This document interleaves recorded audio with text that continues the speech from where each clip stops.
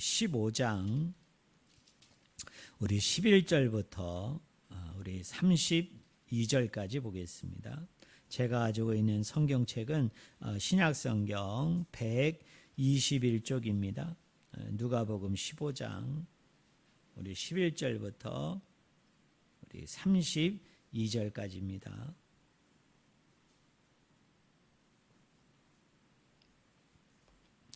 제가 말씀을 읽습니다.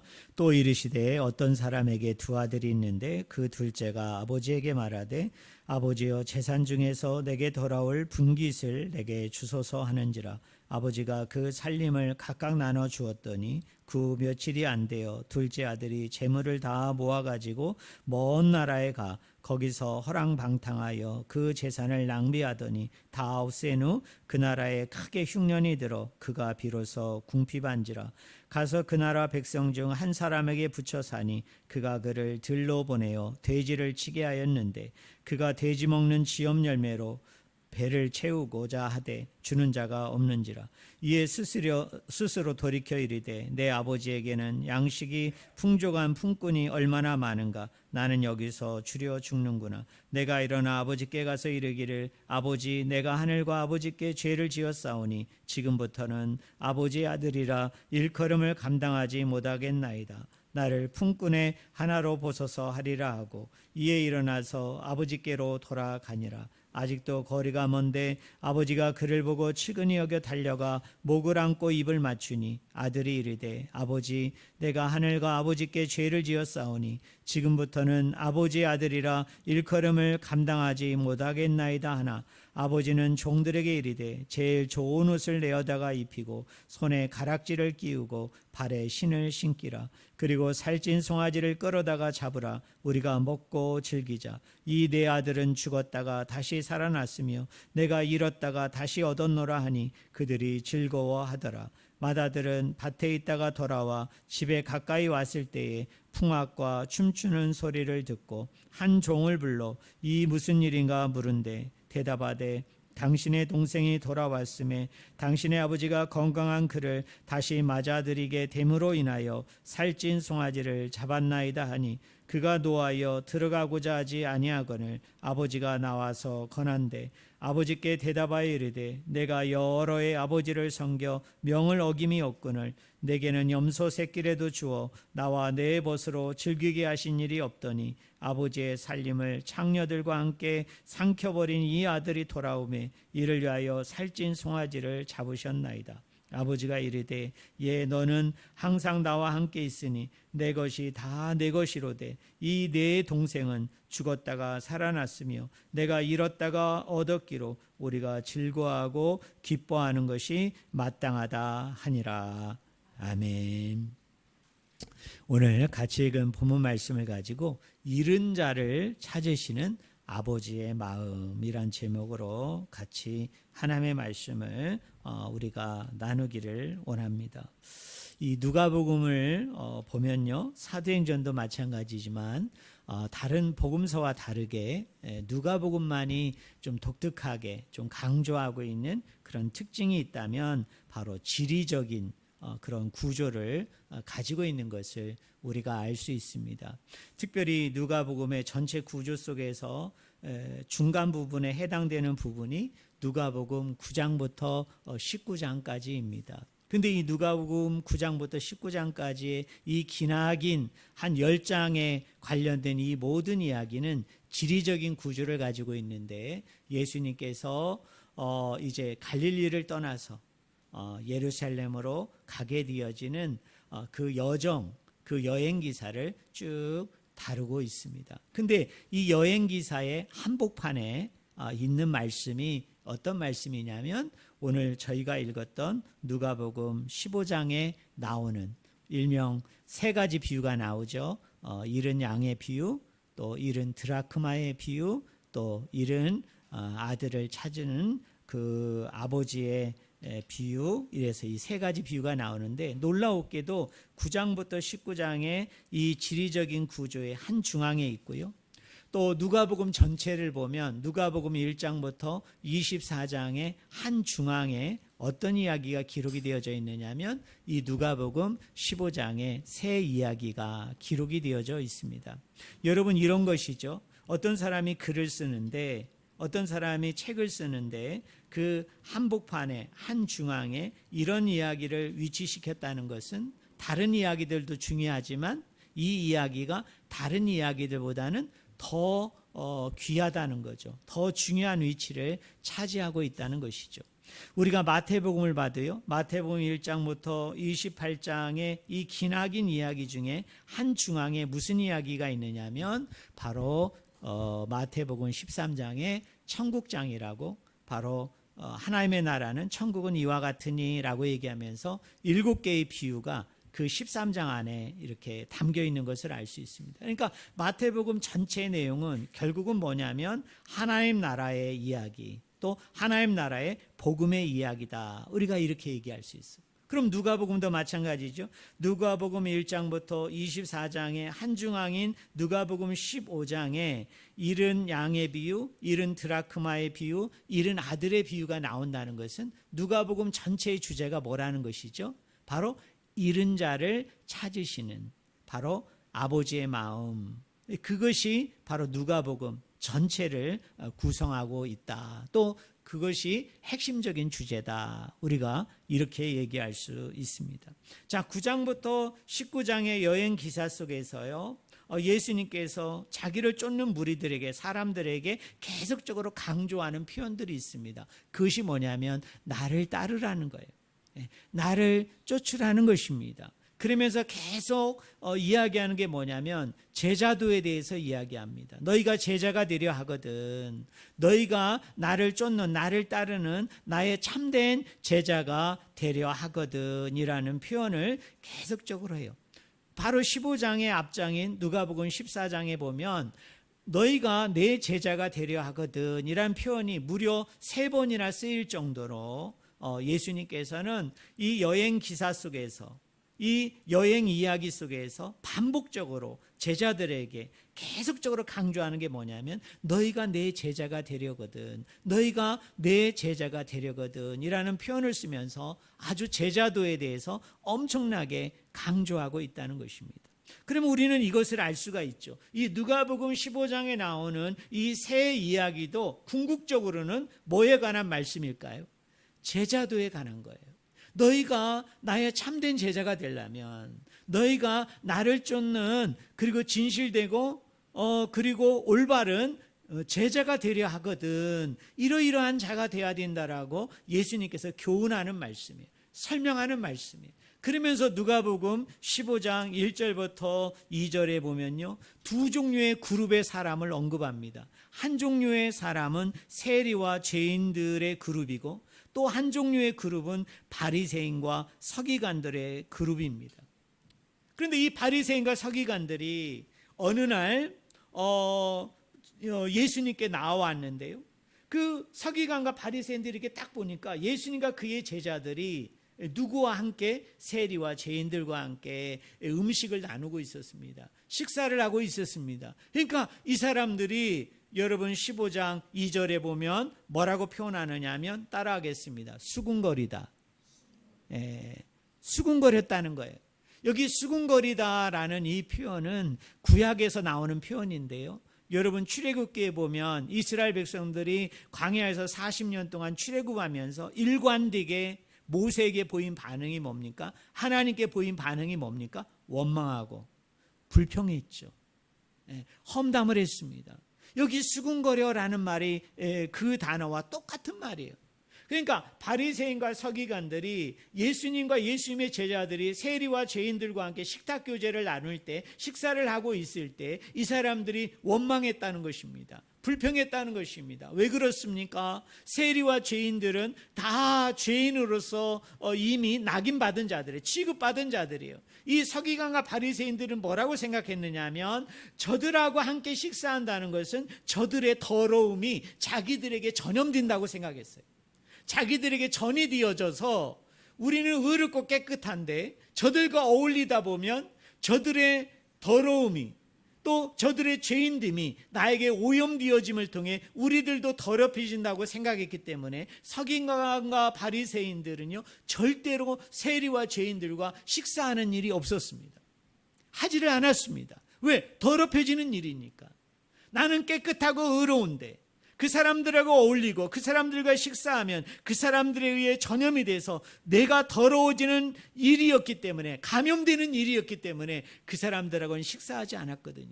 그런데 어느 날 예수님 앞에 나와보니 예수님과 제자들이 누구와 식사를 하고 있습니까? 세리와 죄인들과 식사를 하고 있는 거예요. 그러니까 서기관과 바리새인들이 어떻게 하느냐, 막 원망하고 막 불평하고 험담하는 그런 상황 속에서 예수님께서 말씀하신 것이 뭐냐? 15장에 나오는 세 가지 비유입니다. 자, 세 가지 비유를 보면요 공통점들이 있어요. 자, 첫 번째 공통점은 이런 것입니다. 자, 보세요. 100마리의 양이 있는데 한 마리의 양을 잃어버렸습니다. 10개의 드라크마가 있는데, 동전이 있는데 한 개의 드라크마 동전을 잃어버렸습니다. 2명의 아들이 있는데 그 2명 중에 한 명의 아들을 여러분 잃은 것입니다. 그런데 100마리의 양 중에 한 마리의 양을 잃어버렸을 때 이 양을 치는 목자는, 이 양을 치는 주인은 어떻게 했습니까? 199마리의 양을 들판에다가 그냥 놔두고 한 마리의 양을 찾아 나섰다는 것입니다. 자, 어떤 사람이 집안에서요 10개의 드라크마 중에 한 개의 드라크마를 잃어버렸어요. 오늘날로 얘기한다면 10개의 동전을 가지고 있었는데 그 10개의 동전 중에 한 개를 잃어버린 것입니다. 여러분, 이스라엘의 가옥 구조는 벽돌로 만들어져 있어요. 흙벽돌로 만들어져 있습니다. 그렇기 때문에 창문이 이렇게 낸다는 게 쉽지 않아요. 그러다 보니 어떻게 됩니까? 그 방 안이 상당히 어두컴컴했습니다. 그래서 그곳에서 동전을 잃어버리면요 그 동전을 실제로 찾는 일이 상당히 어려운 일이었습니다. 그런데 놀라운 것은 이 동전을 잃어버린 사람이 어떻게 합니까? 잃어버린 하나의 동전을 열심히 찾아다니고 있었던 것입니다. 자, 2명의 아들 중에 한 명의 아들을 잃어버렸는데요, 이 한 명의 아들을 잃어버린 아버지도 이 아들이 언제나 올까라고 생각을 하면서 늘 문 앞에 서서 이 아들이 돌아오기를 기다렸다는 거예요. 여러분, 찾았다는 것입니다. 근데요, 이 비유를 우리가 이렇게 쭉 나열해 보면 재밌는 것은 뭐냐면 이런 거예요. 100개 중에 1개, 10개 중에 1개, 2개 중에 하나이죠. 여러분, 우리 하나님은 어떤 분인 줄 아세요? 100개 중에 하나를 잃어버려도 그 하나를 찾습니다. 10개 중에 하나를 잃어버려도 그 한 개를 찾는 분이 누구냐? 우리 하나님 아버지이세요. 2개 중에 하나를 잃어버려도 여러분 하나를 찾는 아버지가 누구냐? 저와 여러분이 믿는 하나님 아버지인 줄로 믿습니다. 여러분 한번 생각해 보세요. 2개 중에 하나를 잃어버리면 찾겠죠. 여러분 10개 중에 하나를 잃어버리면 글쎄요, 그게 동전이에요? 드라크마예요? 누가 훔쳐간 것도 아니고 뭐 어쩌다가 어느 날 찾게 되겠지라고 얘기해서 포기할 수 있잖아요. 여러분 100마리 중에 한 마리입니다. 근데 들판에 있어요. 여러분 우리 안이 아닙니다. 들판에 있어요. 그런데 이 주인은, 이 목자는 어떻습니까? 한 마리의 양이 도망쳤어요. 한 마리의 양이 안 보입니다. 그런데 놀라운 것은 99마리의 양을 남겨놓은 상태에서 어떻게 합니까? 그 한 마리의 양을 찾아 나서는 사람이 누구냐? 그게 바로 하나님 아버지인 거죠. 그러니까 100개 중에 한 개라도 그 한 개를 절대로 포기하지 않는, 절대로 그 한 개를 여러분 그냥 잃어버린 상태로 방관하고 놔두지 않는 주인이 누구냐? 그분이 하나님 아버지. 그러니 10개 중에 한 개 잃어버리면 당연히 찾겠죠. 100개 중에 하나를 찾으신 분이 10개 중에 하나를 잃어버렸을 때 하나를 안 찾을까요? 여러분 100개 중에 한 개를 찾고 10개 중에 한 개를 찾으신 분이 당연히 2개 중에 하나를 잃어버리면 그 하나는 절대로 포기하지 않겠죠. 절대로 찾겠죠. 우리 하나님 아버지는 그런 분이에요. 여러분들이 이런 아버지의 마음을, 아버지의 생각을 늘 읽고 감사하는 저와 여러분이 되기를 주님의 이름으로 간절히 축원을 드립니다. 저는 가끔 이런 생각을 합니다. 자, 100마리의 양 중에 한 마리의 양을 잃어버렸다는 것입니다. 그런데 주인이 어떻게 합니까? 99마리의 양을 남겨놓고 한 마리의 양을 찾아 나선 거죠. 우리 한번 생각을 해볼까요? 들판에 한 마리의 양을 찾아 주인이 떠났기 때문에, 목자가 떠났기 때문에 방치되어 있는 이 99마리의 양은 그 주인에 대해서, 그 목자에 대해서 무슨 생각을 하고 있을까요? 여러분, 이런 생각을 했다고 여러분 생각이 드십니까? 아니, 어떻게? 지금 99마리의 양이 도망치고 한 마리가 있어서 99마리를 찾아 나선 게 아니고, 아니, 우리 99마리는 지금 여전히 들판에 있는데 어떻게 우리를 버려두고 우리를 방치하고 그 한 마리 양을 잃어버렸다고 그 한 마리 양을 찾아 나서는 거야. 되게 이 사람 생각이 모자라네. 이 사람 내가 보니까 어이가 없네, 어처구니가 없네. 이렇게 여러분 양들이 만약에 생각을 한다면 이런 생각을 했을까요? 저는 그렇게 생각하지 않았다고 생각합니다. 어떻게 생각했을까요? 이 99마리의 양은 이렇게 생각했을 것입니다. 우리 주인 봐. 우리 목자님을 봐. 아니, 99마리가 있었는데 그 중에 한 마리가 잃어버린 거예요. 한 마리가 없어진 거예요. 근데 놀라운 것은 뭐냐면 그 한 마리를 이 목자가 찾아갔다는 것이죠. 이 주인이 찾아갔다는 것이죠. 남아있는 99마리는 무슨 생각을 했을까요? 우리도 자칫 잘못하면 어떻게 되죠? 저 한 마리의 양처럼 우리도 잃어버린 존재가 될 수 있는데, 이 대열에서 낙오되어져서 떨어질 수가 있는데, 그러나 걱정이 안 되는 거죠. 근심이 안 되는 거죠. 왜 그럴까요? 나도 잃어버리면 어떻게 한다고요?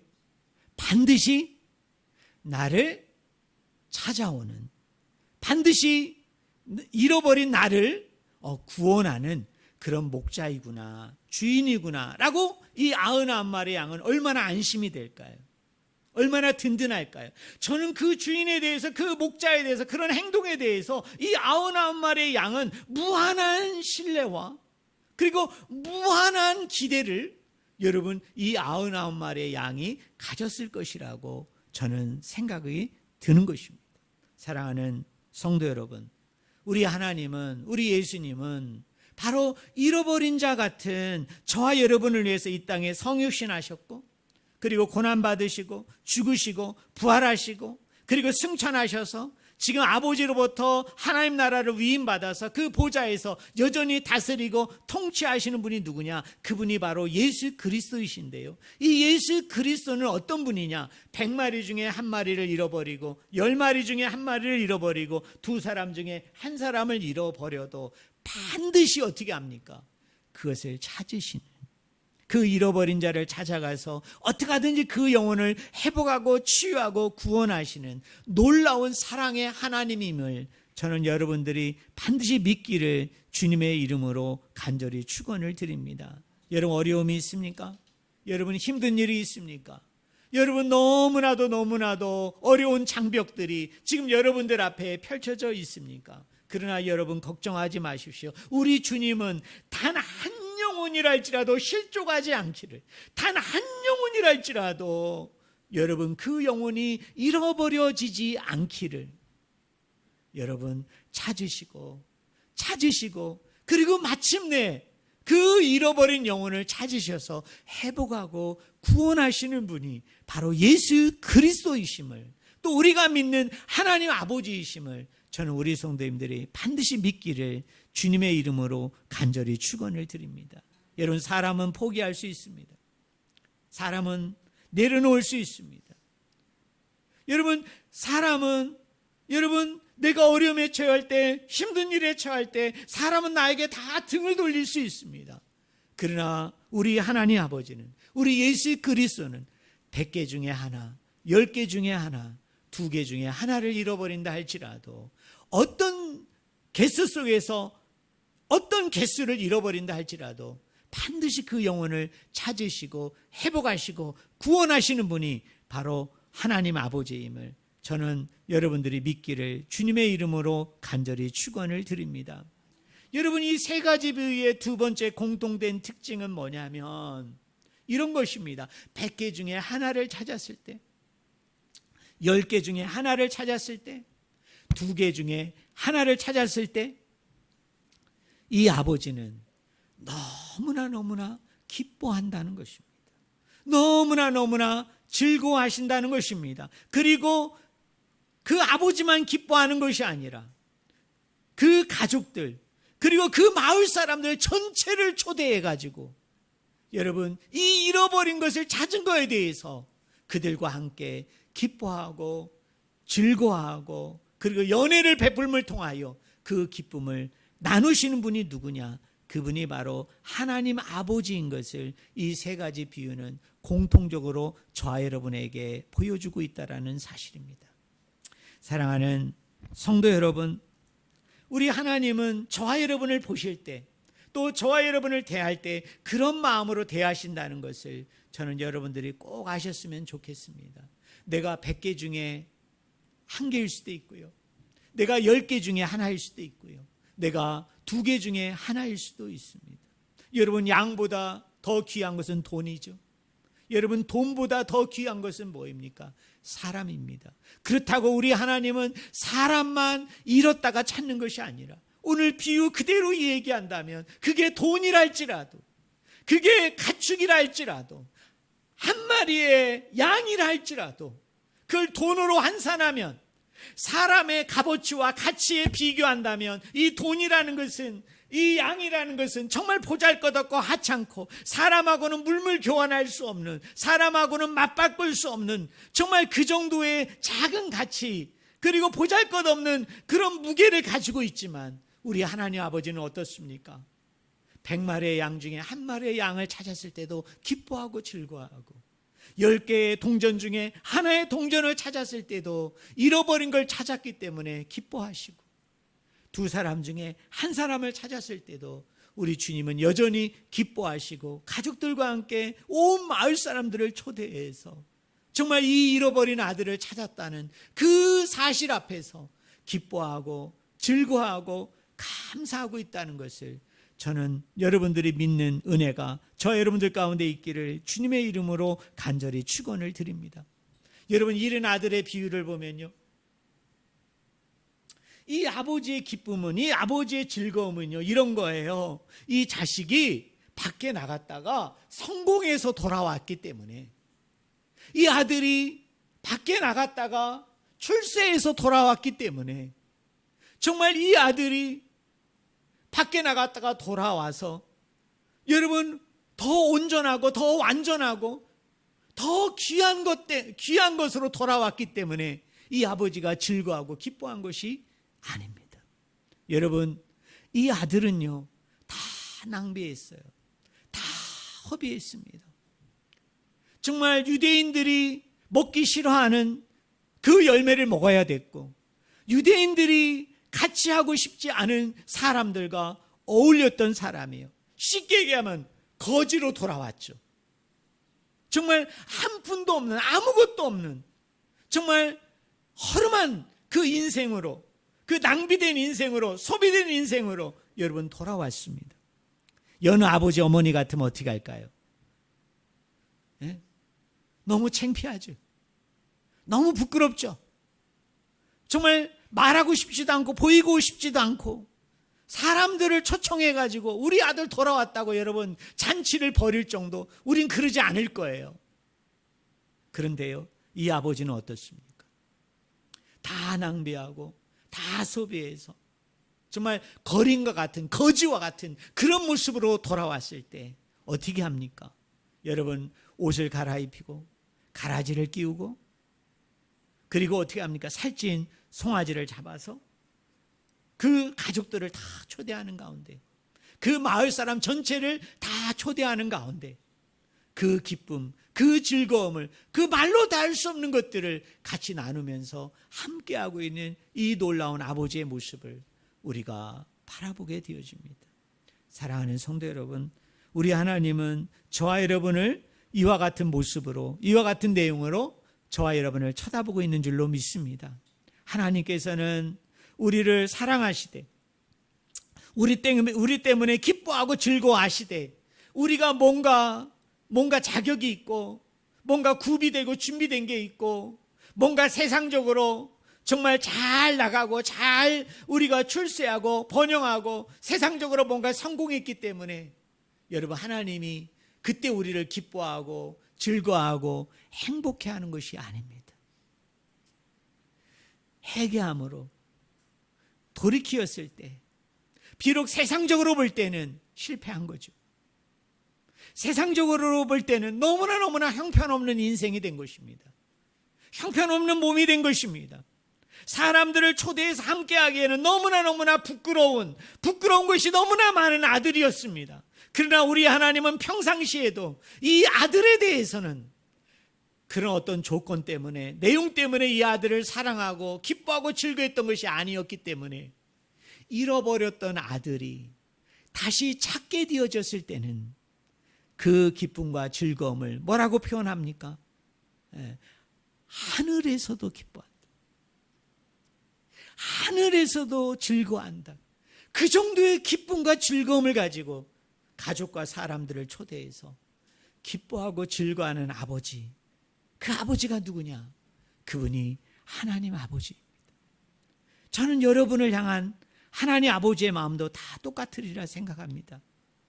여러분들이 뭔가 많이 배우고, 여러분들이 뭔가 사회적으로 여러분들이 주변 사람들한테 뭔가 자랑할 만하고 내세울 만하고 주장할 만한 것들이 많이 가지고 있어서 그럴 때마다 하나님이 여러분을 기뻐하고 즐거워하고, 그렇지 않을 때는 하나님이 여러분을 버리고 포기하고 여러분을 떠나고 그런 하나님이 아닙니다.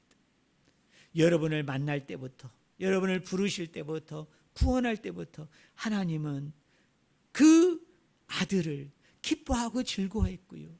그리고 여전히 실패 가운데 있다 하더라도 다 낭비하고 허비하는, 정말 그런 나락에 완전히 떨어지는 그런 인생이라 할지라도 그 아버지의 마음은 초심과 같아서, 그런 아들이라 할지라도, 그런 자녀라 할지라도, 그런 위치에 있다 할지라도 여전히 기뻐하고 즐거워하고 함께하는 아버지가 바로 하나님 아버지임을 저는 여러분들이 믿기를 주님의 이름으로 축원을 드립니다. 100개 중에 한 마리의 양이라 할지라도, 10개 중에 하나의 동전이라 할지라도, 두 사람 중에 하나의 사람이라 할지라도 잃어버린 아들을 찾았을 때 이 아버지는 기뻐하고 즐거워하고 정말 말로 다 할 수 없는 그 마음을 가지고 저와 여러분을 대한다는 사실을 저는 여러분들이 꼭 믿기를 주님의 이름으로 간절히 축원을 드립니다. 우리 마지막으로요, 다 나눌 수는 없고요, 이 우리가 일명 탕자의 비유라고 이야기하는, 오늘 우리가 본문을 읽었는데요, 이 비유 가운데 속에서 작은 아들이 등장하고 또 큰 아들이 여러분 등장을 합니다. 근데 사실은요, 우리가 탕자라고 얘기할 때, 탕아라고 얘기할 때 이 탕자와 탕아는 둘째 아들만을 이야기하는 것이 아니죠. 사실은 큰 아들도 탕아이고 여러분 탕자입니다. 여러분, 제가 이 비유를 이야기할 때 15장 1절과 2절에 보면 두 개의 그룹이 있다고 얘기하지 않았습니까? 세리와 죄인의 그룹, 바리새인과 서기관의 그룹이에요. 죄인과 세리의 그룹의 이 대상은 바로 작은 아들과 관련이 있고요, 여러분 바리새인과 서기관, 이 사람들은 첫째 아들과 여러분 관련이 있습니다. 여러분, 이 첫째 아들은요, 이 작은 아들이 집에 돌아오게 되어졌을 때, 그래서 아버지가 잃은 아들을 찾게 되어짐을 통하여 마을 사람들을 다 초대해서 살찐 송아지를 잡은 상태에서 기뻐하고 즐거워하는 연회를 베풀었을 때, 이 연회에 대해서 이 첫째 아들은 아주 못마땅해 합니다. 아주 불평하죠. 왜 그렇습니까? 나가서 재산을 다 허비하고 낭비하고 돌아온 저 아들을 위해서는 살찐 송아지를 잡아서 저렇게 기뻐하고 즐거워하고 정말 좋아하시는데, 나는 지금까지 아버지의 명을 어긴 적이 없고, 그리고 아버지가 시키는 것은 다 했어요. 아버지가 원하는 것들은 내가 다 했는데, 이 아들의 불만은 뭐입니까? 나를 위해서는 한 번도 저 살찐 송아지를 잡지 않았다는 것이죠. 그리고 저 호랑방탕하고 다 낭비하고 허비해서 돌아온 그 아들에 대해서 저렇게 환대하고 있는 그 아버지에 대해서 되게 못마땅해하고 불평해합니다. 그러면서 어떻게 합니까? 그 잔치에 들어가려 하지 않죠. 그 잔치 환대에 여러분 참여하려고 하지 않죠. 그러자 아버지가 어떻게 합니까? 손수 그 연회 밖에 나와가지고 그 큰아들 보고 이야기하죠. 아들아 이 잔치에 들어가자, 이 연회에 들어가자라고 여러분 이 큰아들을 초청을 했지만 어떻게 됩니까? 궁극적으로는 이 아들이 그 연회에 그 잔치에 여러분 들어가지 않았습니다.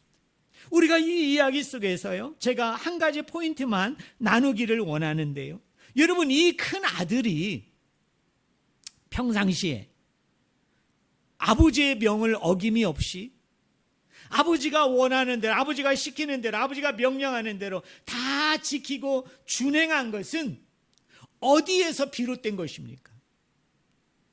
어디로부터 여러분 이런 일들이 나온 것입니까? 아버지에 대한 사랑일까요?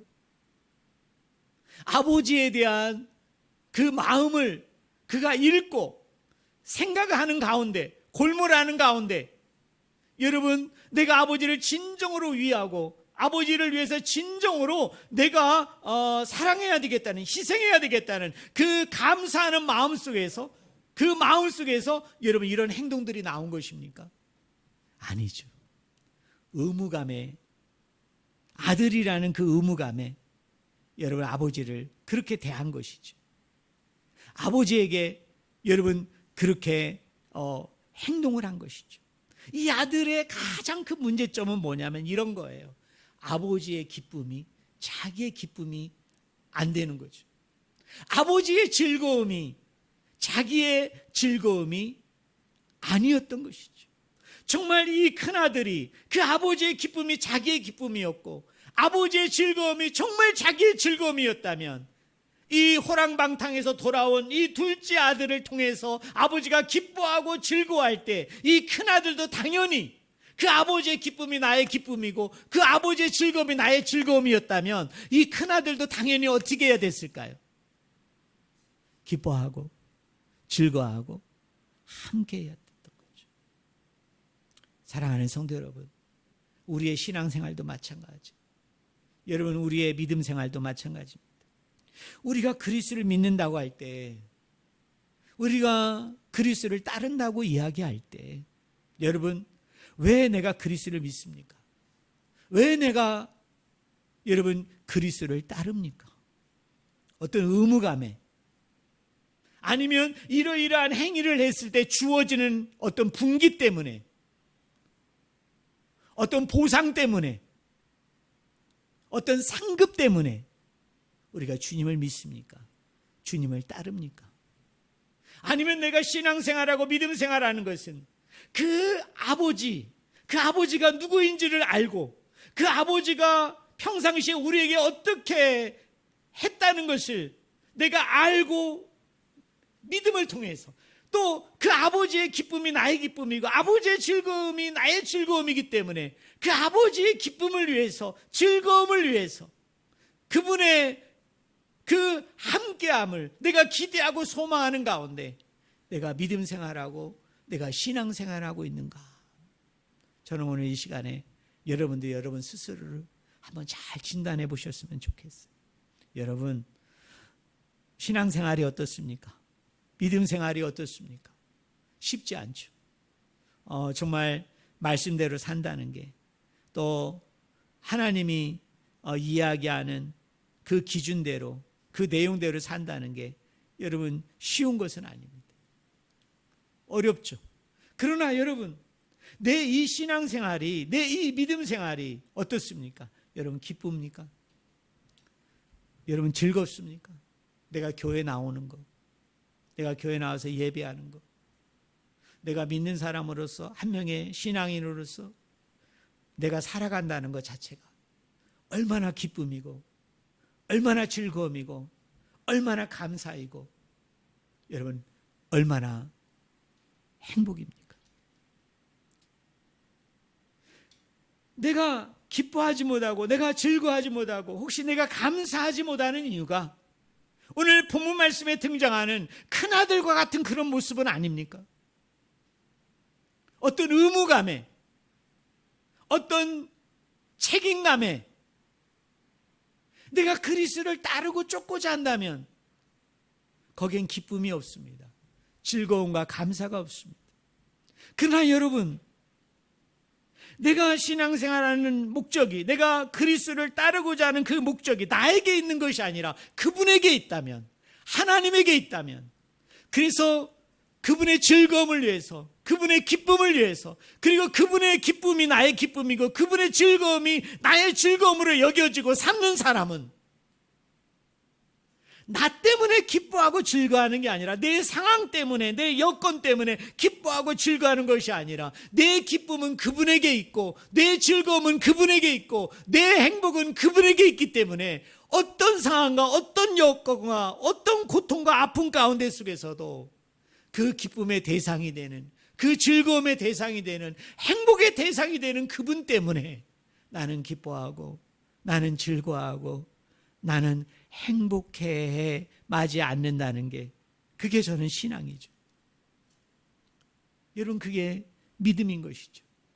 그게 성숙되고 성장한 사람들의 믿음이죠. 나 때문에 기뻐하는 게 아니에요. 내 옆에 있는 어떤 사람 때문에 기뻐하는 게 아니에요. 내 가족 안에 있는 어떤 누구 때문에 기뻐하는 게 아니죠. 저 교회 울타리 밖에 있는 여러분이 만나고 있는 어떤 대상 때문에, 어떤 사람 때문에 여러분 내가 기뻐하고 즐거워하고 감사하는 게 아니죠. 기쁨이, 즐거움이, 행복이 그분에게 있고요. 그분이 기뻐하고 즐거워하고 행복해하는 일을 내가 함으로, 그래서 그분이 기뻐하고 즐거워하고 행복해하시면 나 역시 그것 때문에 기뻐하고 즐거워하고 행복해하는 게, 그게 믿음입니다. 그게 신앙입니다. 여러분, 여러분의 일주일의 삶을 한번 생각해 보십시오. 여러분 일주일의 삶 속에서 여러분은 기뻤습니까? 일주일의 삶 속에서 여러분은 얼마나 즐거우셨어요?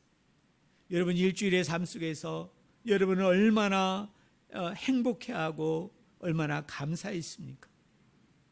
무엇 때문에, 어떤 것 때문에 기뻐하고 즐거워하고 행복했습니까? 아니, 무엇 때문에, 어떤 것 때문에, 누구 때문에 우울해하고 힘들어하고 슬퍼하고 낭망하고 절망했습니까?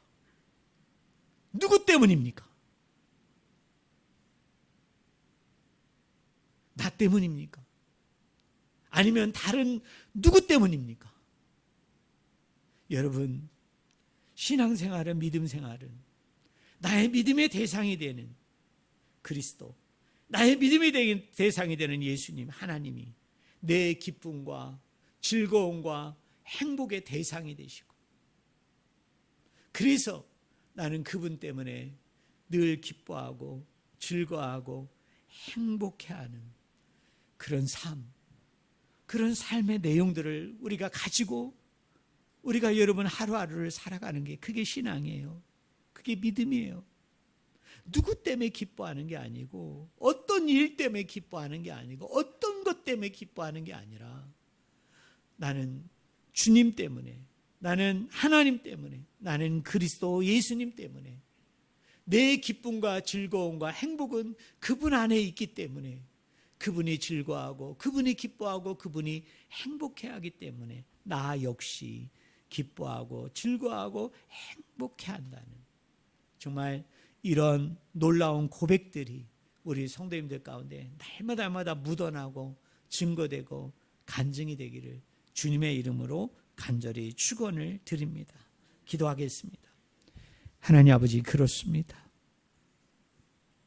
우리 하나님은 100마리의 양 중에